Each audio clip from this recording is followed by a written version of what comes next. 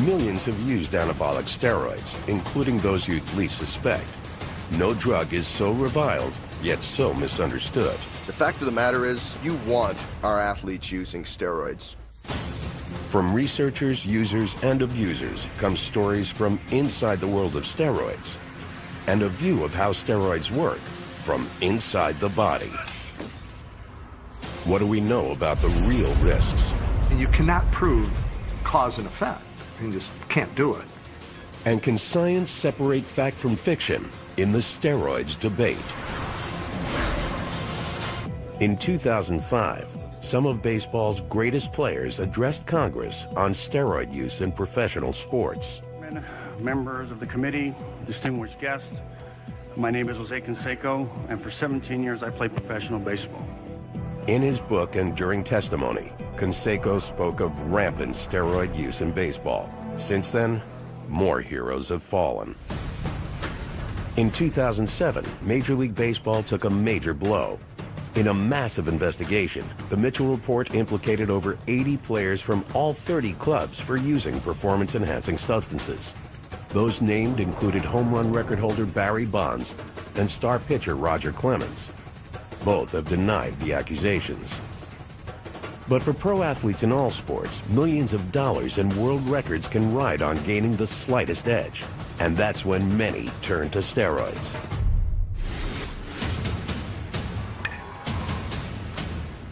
Anabolic steroids are now banned in every major sporting organization. In the U.S., anabolic steroids are also illegal without a prescription. Yet more than 1 million Americans have admitted using them illegally. The real number of users is anyone's guess. Other than pedophilia, this is the most secretive behavior I've ever encountered. I've had people admit they've hit their spouse, that they've used cocaine, heroin, amphetamines. They'll admit all that before they will anabolic steroids.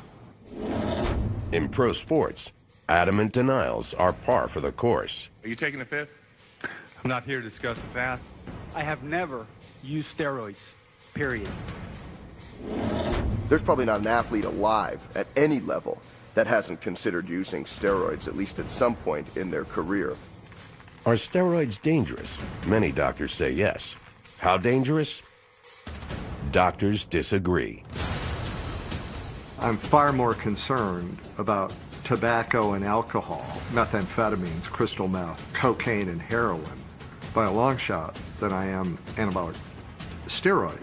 However, that does not give us license to ignore it or not aggressively deal with the problem. There tend to be highly opinionated people on both sides of the aisle, both groups of whom have opinions that are substantially beyond anything that the actual data can support. Science isn't the only voice in the debate. Others have something to say. The champion who turned his back on steroids, the father who lost a child to steroids, and even the athletes who defend steroids. Few understand steroids better than Kieran Kidder. Kieran is a competitive powerlifter. He used supplements for more than 15 years. At times, that included steroids. Morning. I'm getting ready to go to the gym here in a little bit. What are you training today? Back and legs. Gonna dead. Kidder is also the founder of the World Powerlifting Organization. Today it starts. I personally like to train about mid-morning. So I come out and I'll, try to have a little bit to eat, like an hour or two before I'm gonna train. He believes steroids are a widely misunderstood drug. Preconceived notions are that it's similar to doing narcotics and you're, wrapping a rubber band around your arm like a junkie does. But it's no different than taking, a multivitamin on a daily basis. It's just part of a routine. Like this shot of vitamin B12, injectable steroids are taken the exact same way. And Kidder's earlier use of steroids gives him an insider's perspective on how to use them. I always start out with injectables for a few weeks and then add different orals in over about a 16-week period. Known as stacking, Many believe that mixing several different steroids may produce better results. It's good to have a few different compounds in you than an abundance of one. So that just keeps your receptors always clicking and popping and pulling the stuff into your body and utilizing it to the best that it can.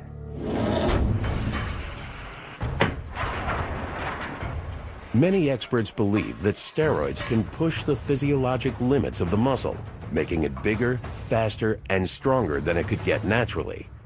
These drugs will take you places that you can lift for 50 years and you'll never get to naturally.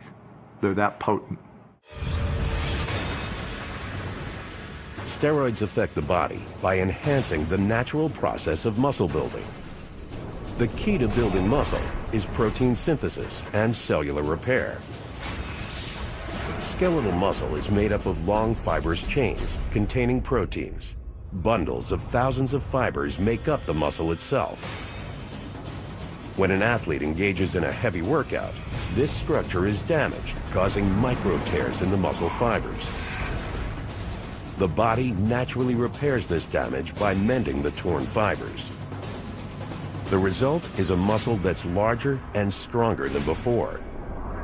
And with each additional workout, the athlete adds bulk, strength, and speed.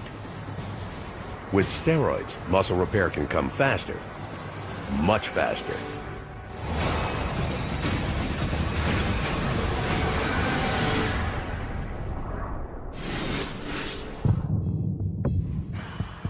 A normal person, when they work out, they're going to break down their muscle, and it takes about 48 hours in between workouts for your muscles to repair themselves. Well, anabolic steroids speed up that process. So rather than taking 48 hours, it may be only 24 hours. So you're able to work out more frequently, longer, more intensely, and then recover faster so you can work out again. Not only that, they may raise the performance ceiling of the muscle. Scientists realized the potential of anabolic steroids soon after they appeared. In 1939, German scientist Adolf Butenandt won the Nobel Prize for Chemistry for his pioneering work on testosterone. Hitler refused to let him accept the prize. But from World War to the Cold War, Germany pioneered steroids research. At the 1976 Olympics in Montreal, East German athletes won 40 gold medals, including 11 in women's swimming. During the 70s, the East Germans had a phenomenal record in the pool. And it wasn't until about 20 years later when it finally emerged that they had a drug program in place and they were just taking all the medals, literally. By the end of the 1970s, steroids had infected sports in other countries. But steroids was not yet a household word. Then, in rushed Ben Johnson. And they're off. Ben Johnson, Carl Lewis is, and Ben Johnson really has it, looking for praise in second. And it's Ben Johnson, and he's going to walk. Ben Johnson first. In 1988, the Canadian sprinter won the gold in the 100-meter dash in the Seoul Olympic Games, shattering the world record. A urine test revealed his secret. Ben Johnson did two things. One is he got his medal taken away for doping with anabolic steroids. Two is he ran the fastest 100 meters that had ever been recorded in world history. So he showed really the world that these were effective drugs. Because when Ben Johnson came back without steroids 2 years later, the headlines were, Ben Johnson is back, and he's slower. Johnson had a third achievement. He helped the public equate steroids with cheating. Sort of like using a bicycle if you were running a race. It was against the spirit of sport. Although steroid use was deemed cheating by the rules of sport, they were not yet classified as illegal. After the Johnson scandal, the U.S. Congress held hearings on outlawing the non-medical use of anabolic steroids. Those opposed included the American Medical Association, the Food and Drug Administration, even the Drug Enforcement Administration. All testified that steroids weren't addictive and didn't meet the criteria for becoming a controlled substance. Despite this, in 1990, Congress voted to make steroids illegal without a prescription. The first shot in a war against cheating in sports had been fired. But many athletes could get around that. They could find steroids through trainers, fellow athletes, and even doctors willing to write prescriptions. And in the 90s, Kieran Kidder didn't need a prescription. He also knew where to find black market steroids. But the law was close behind. Back in 1996, I got arrested for possession of them. Somebody ratted me out, spent 4 months in jail. My whole life has never been the same since. Yet he still believes they have their place in sports. I've taken them, and I've taken lots of them. I just don't recommend that just anybody takes it. If you know what you're doing, there is a safe way of doing it. There absolutely is. Most who take steroids think there's minimum risk or low risk or risk they can handle. But that's the problem. This very powerful hormone that's going to your brain, it's going to your muscles, it's going to your liver, it's going everywhere, and it's changing you. The challenge for science is proving it. But not all steroids are created equal. For every athlete who secretly injects steroids, there's someone like this man who legally uses a different type of steroid right out in the open. There are several classes of steroids. Most often confused are anabolic steroids and corticosteroids. Both are synthetic versions of hormones produced naturally in the body, but they perform two completely different tasks. Athletes use anabolic steroids to build muscle. Corticosteroids are used by doctors to reduce inflammation. Everything from arthritis medication to asthma inhalers contain corticosteroids. Unlike anabolic steroids, they cannot build muscle. But anabolic steroids have their place in legitimate medicine as well. There are a few things that anabolic steroids are used for, and I use them in my practice as well. I use them for men, usually older men, who lose the ability to make their own testosterone. Other doctors prescribe steroids to treat muscle loss, anemia, stunted growth, and delayed puberty. Anabolic steroids are simply synthetic versions of testosterone, the primary male hormone. In short, they're man-made versions of natural testosterone produced in a lab instead of the body. So if we're going to give somebody testosterone, all we're doing is giving them back what their body would normally be making. It's not giving them any more than that. But if you do take more than the physiologic dose, the results can be dramatic. And chemistry may be the key to pushing the muscle beyond its natural performance envelope. For unknown reasons, when an athlete trains intensely, natural testosterone levels in the body drop precipitously, sometimes to that of a castrated man. The body also releases another hormone called glucocorticoids to reduce inflammation. But glucocorticoids have a second effect. They are catabolic, meaning they break down muscle tissue. It's a double whammy against the muscle, a drop in testosterone, and an increase in muscle-wasting hormone. It's speculated that steroids affect the hormone imbalance in two ways. First, they may replenish testosterone levels after a workout, accelerating muscle repair. They may also block the muscle-wasting effects of glucocorticoids. The result is a muscle that quickly gets bigger and stronger. For athletes, inhibiting these two roadblocks to muscle building provides a huge advantage. It does take athletes to the next level. If you are swinging a bat, you can use a heavier bat, or you can swing it faster. If you're running, sprinting, you can run faster. That's why you find so many athletes using them. Steroids are incredibly effective. A young guy who eats badly, sleeps badly, smokes, drinks too much alcohol, misses half of his gym workouts, and takes steroids can blow away the most dedicated, most gifted athlete who does not take steroids in terms of sheer muscle gain. But to achieve those gains takes high doses of steroids. Most doctors prescribe anabolic steroids in what they call a physiologic dose, the amount of testosterone a man produces naturally. Some endurance athletes who want to reduce recuperation between workouts use a physiologic dose of steroids. Some sprinters with higher strength and power needs may use twice the natural amount. But what about bodybuilders and weightlifters? In some of the studies that we have done, we have encountered guys who are taking the equivalent of 100 times the natural output of testosterone. In other words, if you figure that the normal male testis manufactures between 50 and 75 milligrams of testosterone a week, we've seen guys who are taking 5,000 or 6,000 milligrams of testosterone or its equivalent per week from injections or pills. And the more you take, the bigger you can get. For many athletes, anabolic steroids seem like the proverbial fountain of youth. Steroids have profound effects.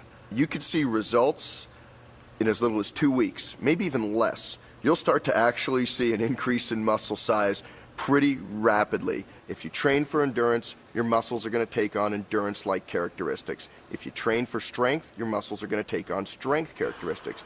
And if you're going to train for size, your muscles are going to take on size-like characteristics. Most athletes have a small window of opportunity. In some sports, it may only be a few years. I can understand when an athlete comes to me, a 19-year-old kid comes to me on the brink of signing a $50 million contract, numbers that most of us can't even imagine at 19 years of age. What is your choice going to be? It's clear cut. And as bad as that sounds, as a coach, I'm telling the kids how to try to do this naturally. That's when some athletes turn to anabolic steroids for an extra edge to beat the clock and cash in on success. But the risks of indiscriminate steroid use remain undefined, and many experts fear that these users may eventually pay a medical price. In 1991, one athlete became the poster boy for steroid dangers. Former NFL player Lyle Alzado announced he was dying of central nervous system lymphoma. He blamed steroids. Yet, even in his confession, Alzado diluted the dangers. There was a double-edged sword to his comments that he made in Sports Illustrated. What he told the world is, yes, steroids caused my problem, but there is a safe way to take steroids. But not without a doctor's supervision. Experts agree the abuse of steroids comes with several undesirable side effects. Men may experience a number of short-term cosmetic changes. They can include severe acne on the back, as well as on the face. Gynecomastia, the accumulation of fat under the nipples, causing the breasts to swell. And even testicular atrophy, the shrinking of the testicles to half their normal size. For women, the androgenic or masculinizing side effects are more pronounced, including male pattern baldness, growth of facial hair, and even a permanent deepening of the voice. The breasts may also shrink and the clitoris enlarge. Other side effects are debatable. One is a spike in aggression from steroid use, known as roid rage. Atlanta authorities are investigating the bizarre murder-suicide involving professional wrestler Chris Benoit and are asking if steroids could have played a part. Animal and human studies show high doses of testosterone increase aggression. Yet few anabolic steroid users undergo a change of personality. Steroids make an unstable person more unstable. They make an aggressive person more aggressive. It's usually been a person who's had problems. So it hasn't been a Jekyll and Hyde where you've been a kind, caring, docile, friendly person and turn them into an aggressive monster. Studies suggest only a minority of users turn violent. Between 1993 and 2000, 4 double-blind clinical trials administered high doses of steroids to 109 men. Roughly 5% experienced reckless or aggressive behaviors. You can have 5 different guys who take the same dose of steroids, 4 of whom will have virtually no psychiatric changes, and 1 of whom will go completely berserk. Yet some doctors feel roid rage is exaggerated. You give me State College, Pennsylvania, in Ann Arbor, Michigan, on a football Saturday, and I will show you as many cases of alcohol-induced rage as you will see in the United States in 50 years from anabolic steroids. Roid rage isn't the only side effect under debate. People take steroids, men and women, because it works. But it comes at a price. The price, perhaps life itself. Professional bodybuilder Steve Mahalik was once Mr. USA, and Mr. America, and Mr. Universe. He was also a devout steroid user. Mahalik began using steroids in 1975 to prepare for the Mr. Universe competition. He kept using them for 10 years. He believes steroids help buy something priceless, the pinnacle of bodybuilding. I used them a ton, but you know, whatever comes up must come crashing down eventually.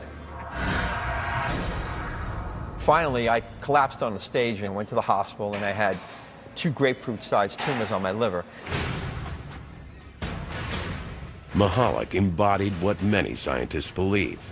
In the short term, steroids may build your body, but in the long run, you pay a price.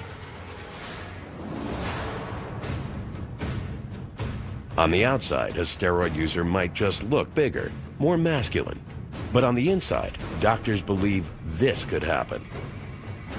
One type of oral steroid has been linked to tumors and cancers of the liver. Others have suffered a rare condition called peliosis hepatitis, where blood-filled cysts form on the liver and can rupture, causing internal bleeding. Some studies also suggest that tumors can form on the kidneys, decreasing function. As the body loses its ability to filter the blood, toxins build up, leading to fluid retention, increased blood pressure, and eventually, kidney failure. But even more alarming is the effect of steroids on the heart.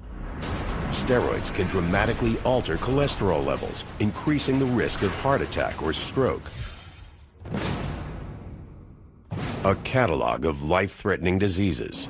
Steve Mahalik has had them all. Liver tumors, pancreatitis, gallbladder disease, a heart attack, a stroke, and the list goes on. All my organs were shutting down one by one, piece by piece, and all my arteries were clogged, all 7 in my heart. I had no blood going to my heart. The doctor opened me up. He said he saw more blood in a dead person than he saw of me being alive. Steve has company. Spare the pain, spare the shame. Let's go. My group of champion bodybuilders, 70s, 80s bodybuilders, are now just starting getting bypass surgery, who's getting valve replacement surgery, who has liver problems, kidney problems, who died from a heart attack. It's all happening. No one ever smoked. They didn't drink. Our diets were impeccable. We exercised as well as did aerobic cardiovascular work. We followed every natural rule and law to keep us healthy and alive. Except they all used steroids. That's the difference. There's that one variable. It's only one variable amongst all of us. But while Mahalik blames steroids, science has reservations. In the last 70 years that these drugs have been used in medicine, I'm not aware of any study that's evaluated their long-term effects. You know, a lot of what you see on some of these issues is case studies or anecdotes. So this person used steroids and he had a liver cancer, or he had a kidney tumor, and from a methodology standpoint, that's the lowest of the low. I mean, you cannot prove cause and effect. You just can't do it. Proving cause and effect is made harder by steroid users who often mix other drugs, including growth hormone, insulin, thyroid hormone, and amphetamines. So you have this cauldron, this witch's brew, and then people ask me, well, anabolic steroids is in that cauldron, what effect do they have? in combination with all these other drugs. Like, got me. But it's interesting because it's always the steroids that are pinpointed as the culprit. For scientists, pinpointing the dangers of steroids has been difficult. The evidence may be there, but it has proven elusive. Science still doesn't know what is going to happen in the long term with steroids. On the one hand, there are hundreds of thousands of people who have used the drugs who don't appear superficially to be particularly the worse for wear. But then on the other hand, there are every few months stories about another old-time bodybuilder or athlete who abruptly died under somewhat mysterious circumstances. Pro wrestler Brian Pillman died at 35 of a heart attack. Wrestler Eddie Guerrero died at 38 from heart disease.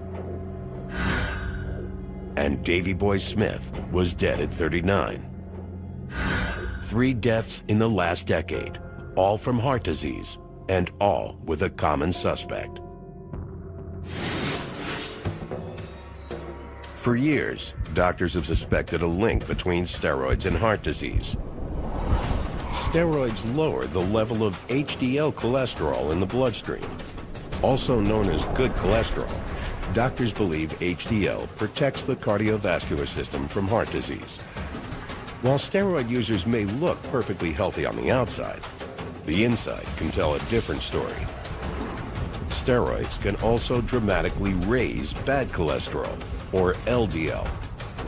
This can cause a hardening of the arteries and a significant buildup of plaque along the artery wall.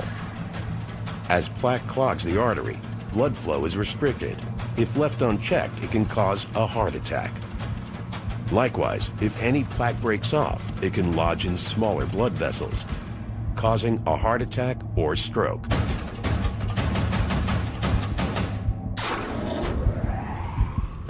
And the damage can be done after only a few years of steroid use. Exhibit A is Danny McDermott. Now a 54-year-old financial advisor, Danny was once a champion bodybuilder. Back when I was competing, and you want to be at that, national level, the international level, you could bet your competition's using steroids. So was Danny. At 36, 7 years after quitting steroids in bodybuilding, he took a body blow. The doctor came and said, "You just had a massive heart attack and you're lucky to be alive."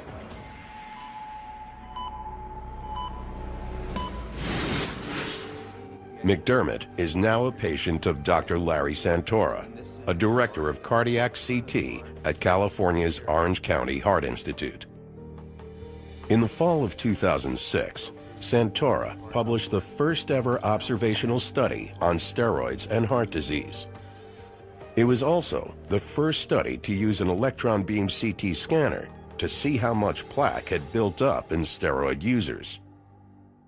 A significant amount had severe plaque at a very early age, in their 30s, the type of plaque that you might see in somebody in their 70s or 80s. All 3 of your major arteries, you have atherosclerosis or plaque in each of those.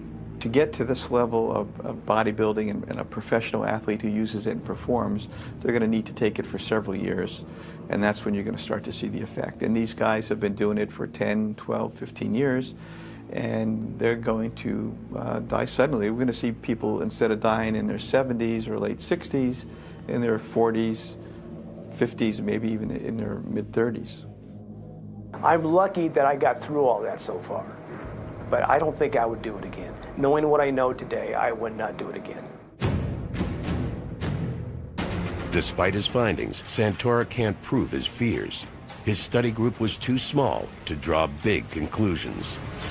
The problem with studying illicit drug use in general, and with steroids in particular, is that you just can't go out and do a laboratory study. You can't intentionally put people on steroids for 20 years to find out what happens to them, because the Human Studies Committee would not permit that.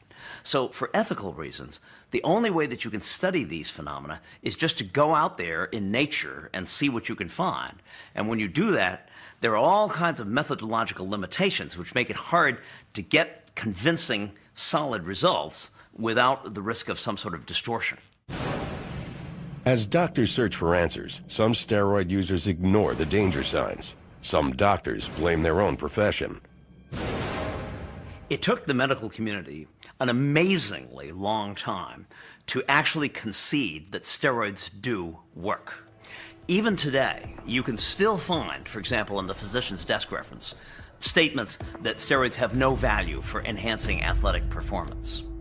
So that having failed on that count, they were also discounted when they started talking about potential dangers of steroids because they had already lost their credibility. And with the loss of medical credibility came increased use. They're going to always be part of powerlifting and bodybuilding and strongman sports like that. But now you could go down to any high school that has, big-time sporting program, and someone's going to have roids. All of the danger signs, everything we needed to know was right in front of us.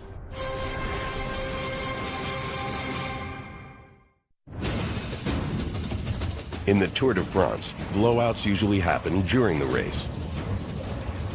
In 2006, the big blowout happened 3 days after the race ended. The Tour de France has taken yet another blow as American Floyd Landis has tested positive for steroids. It is the first. Officials announced they had found an abnormal ratio of testosterone in the urine of Floyd Landis, the American who won the Tour. Landis was stripped of his title. It wasn't the Tour's first steroid scandal. In 1998, so many riders were found with performance-enhancing drugs, the race was dubbed the Tour of Shame. I said years ago, and people raise their eyes, you can't win the Tour de France without drugs. It's been dirty since its inception. Not too many people are raising their eyebrows about that statement anymore. From cycling to baseball, steroids can be found in almost every sport. Now, steroids are moving into arenas where the stakes are small, but the risks are just as high. They're going to always be part of powerlifting and bodybuilding and strongman sports like that. But they really have no business, in my opinion, being in baseball and football and these games that kids start out playing in their backyards. The most detrimental thing that a teenager can do is take steroids. But they are. And Taylor Hooton was one of them. 1, 2, 3, win! Taylor was a great kid. Always had a smile on his face, cracking jokes. Very, very popular at school, and he must have been a good-looking kid. Girls over here all the time. But he made great grades in school. He was carrying a 3.8 grade average. He'd made super scores on his SATs, and he and I were getting ready to make college visits. Taylor Hooton was an average 16-year-old high school student until January 2003. That's when he decided to try out for the varsity baseball team. In less than 3 months, he gained 30 pounds, along with acne, a puffy face, and bad breath, all side effects of steroids. According to the Centers for Disease Control, between 700 and 850,000 teens have used steroids, 1 in 20. All you need to do is read Jose Canseco's book. A clear message gets sent that at least in his opinion, steroids were a panacea to success. What can be bad about earning millions of dollars, being on the TV every night, setting records, having the women fawn all over them? Very little downside has befallen our professional athletes, those that have chosen to use steroids. According to experts, few teens understand the dangers lurking in a growing steroid market. Today, steroids can be easily purchased online from labs in places like Mexico, Thailand, and India. We've heard stories of those vials being filled with flaxseed oil, all the way to those vials containing motor oil. And these kids, our children, are taking these and injecting them into the vein. Soon after Taylor began taking steroids, his personality changed. But what we saw in Taylor was something that was much more severe than normal mood swing. On 2 occasions, he took his pitching hand and drove it through a sheetrock wall. all of the danger signs. Everything we needed to know was right in front of us. But we didn't recognize it as steroids because neither we nor our family doctor had been trained to know what to look for. While quitting steroids, Taylor slid into a deep depression. On the morning of July 15, 2003, he went into his room, put a belt around his neck, and hanged himself. Stuff like this is not supposed to happen in middle America, well-educated community. But the fact of the matter is, it is going on. For Taylor Hooten, steroids exacted a price out of all proportion to his goal. He wasn't aiming for a major league contract or a seven-figure salary. He just wanted what any teen wants, to belong. After Taylor died, several of the kids in particular that were on Taylor's team admitted to my wife and I that they had been doing steroids. And for a period, most of them were scared straight.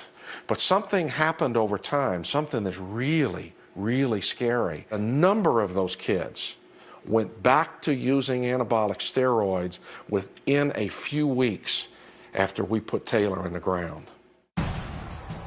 The temptation to use steroids seemed to outweigh the perceived risks.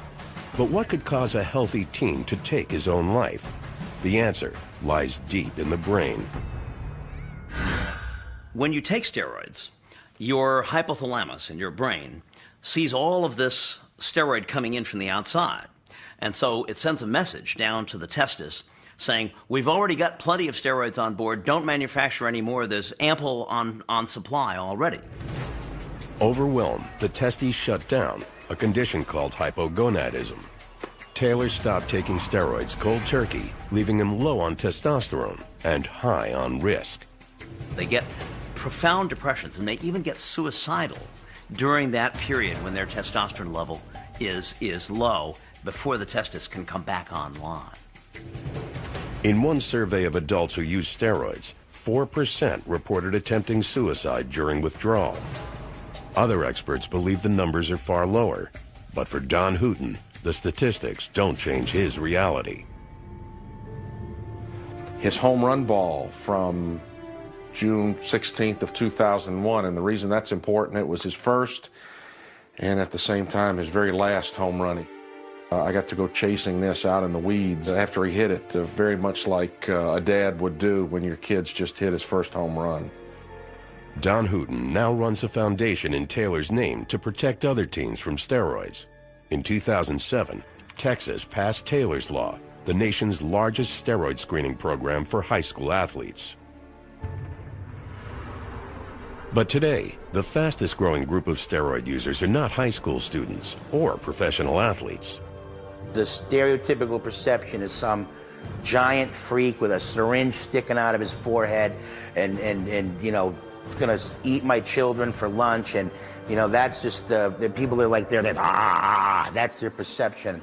The reality is that there's millions of people that use steroids that are out in the general public that you would have no idea, that resemble an everyday person. It's estimated that over 50% of all steroid users are not athletes of any kind. The more typical steroid user is not someone in the upper levels of athletics and may not even compete in any athletic performance at all, but who uses the drugs largely for the purposes of personal appearance rather than to succeed at any specific competitive endeavor. A 2007 study suggests that many steroid users may actually be educated working professionals in their 30s. Everyday people turning to steroids just to look better. My gosh, we're living in a generation of young men and women that have been brainwashed by Madison Avenue to be buffed. We're living in a generation where all they know is instant gratification. Something they hope steroids can deliver. From Mr. Universe to the boy next door, anybody can be tempted by steroids, even the very best.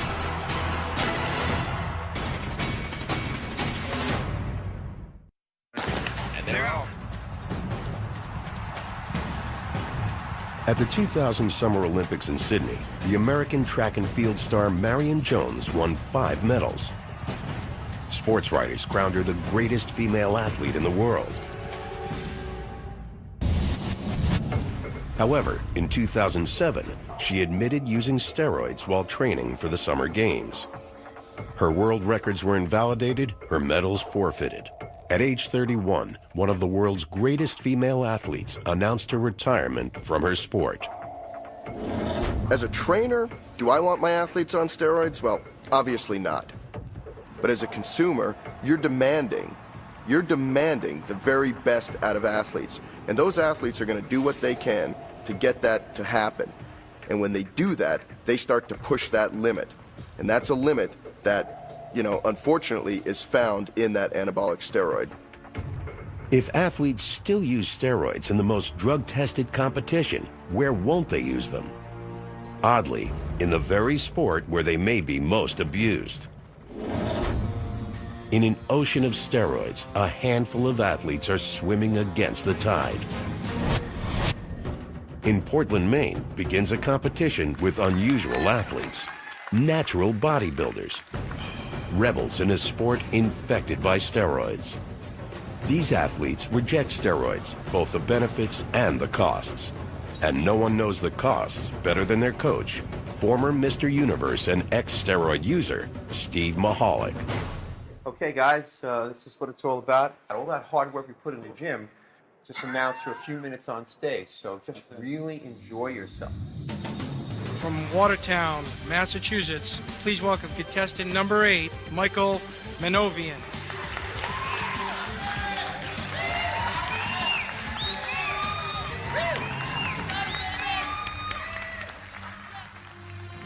The most formidable challenger here is unseen, temptation.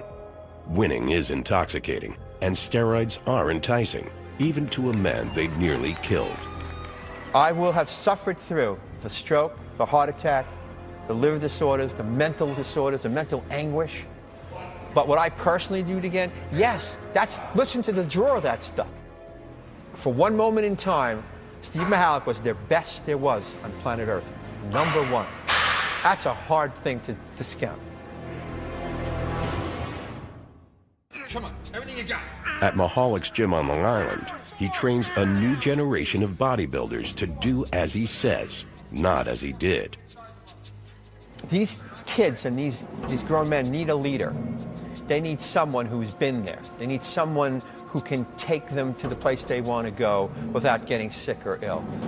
Spare the pain, spare the shame. Let's go. So what I try to do when a guy's sincere, I will teach them how to exercise and to have a degree of muscle that their genetics will allow them to have, and make them understand that that's as good as you're going to get. 10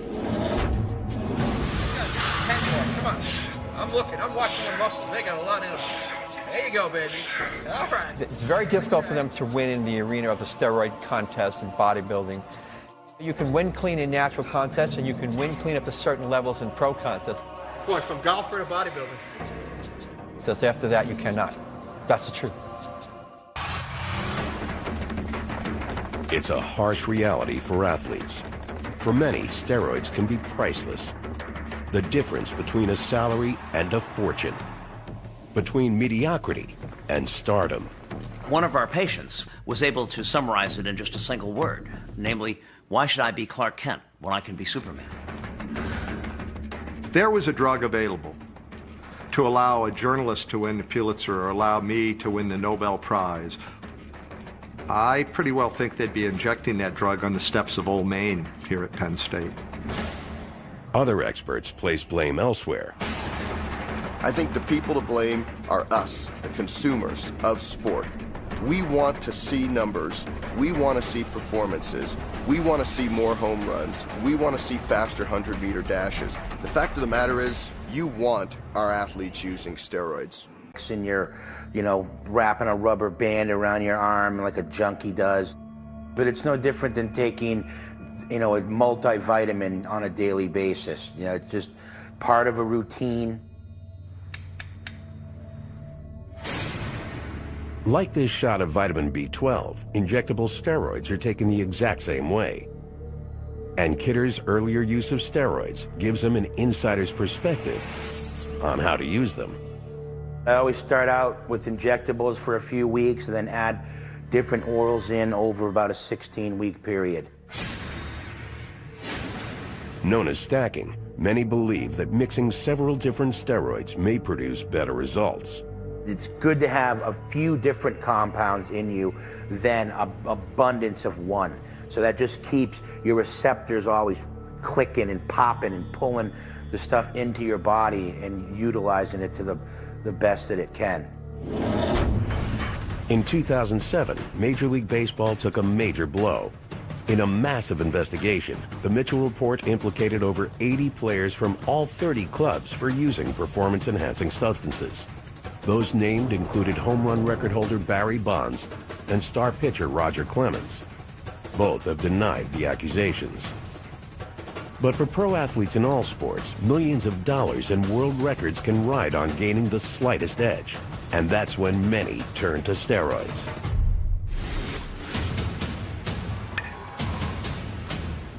Anabolic steroids are now banned in every major sporting organization. In the U.S., anabolic steroids are also illegal without a prescription. Yet more than 1 million Americans have admitted using them illegally. The real number of users is anyone's guess. Other than pedophilia, this is the most secretive behavior I've ever encountered. I've had people admit they've hit their spouse, that they've used cocaine, heroin. Science isn't the only voice in the debate. Others have something to say. The champion who turned his back on steroids, the father who lost a child to steroids, and even the athletes who defend steroids. Few understand steroids better than Kieran Kidder. Kieran is a competitive powerlifter. He used supplements for more than 15 years. At times, that included steroids. Morning. I'm getting ready to go to the gym here in a little bit. What are you training today? Back and legs. Kidder is also the founder of the World Powerlifting Organization. Today it starts. I personally like to train about mid-morning. So I come out and I'll, try to have a little bit to eat, like an hour or two before I'm going to train. He believes steroids are a widely misunderstood drug. Preconceived notions are that it's similar to doing narcotic. And amphetamines. They'll admit all that before they will anabolic steroids. In pro sports, adamant denials are par for the course. Are you taking the fifth? I'm not here to discuss the past. I have never used steroids, period. There's probably not an athlete alive at any level that hasn't considered using steroids, at least at some point in their career. Are steroids dangerous? Many doctors say yes. How dangerous? Doctors disagree. I'm far more concerned about tobacco and alcohol, methamphetamines, crystal meth, cocaine and heroin by a long shot than I am anabolic steroids.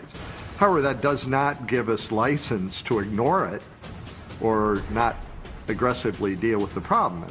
There tend to be highly opinionated people on both sides of the aisle, both groups of whom have opinions that are substantially beyond anything that the actual data can support. Millions have used anabolic steroids, including those you'd least suspect. No drug is so reviled, yet so misunderstood. The fact of the matter is, you want our athletes using steroids. From researchers, users, and abusers come stories from inside the world of steroids, and a view of how steroids work from inside the body. What do we know about the real risks? And you cannot prove cause and effect. You just can't do it. And can science separate fact from fiction in the steroids debate? In 2005, some of baseball's greatest players addressed Congress on steroid use in professional sports. Members of the committee, distinguished guests, my name is Jose Canseco, and for 17 years I played professional baseball. In his book and during testimony, Canseco spoke of rampant steroid use in baseball. Since then, more heroes have fallen.